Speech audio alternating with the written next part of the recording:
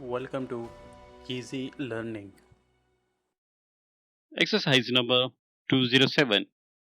Among other things, the electrical engineer should know that power delivered from the monophase generator is pulsating, that from the multiphase generator is constant, that current density is the amount of current per unit of area of a cross section of a conductor, that an induction coil is an apparatus used for obtaining a very small current at a very high voltage from a battery current of low voltage, and hence rarely a transformer especially adapted to work a continuous current from a few cells, that a primary coil is that coil of an induction coil, transformer, etc.,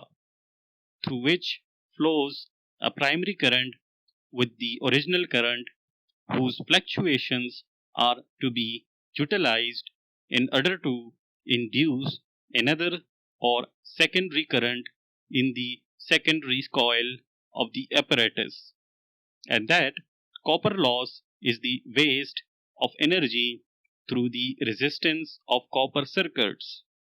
In electric plant, the energy being dissipated in the form of heat.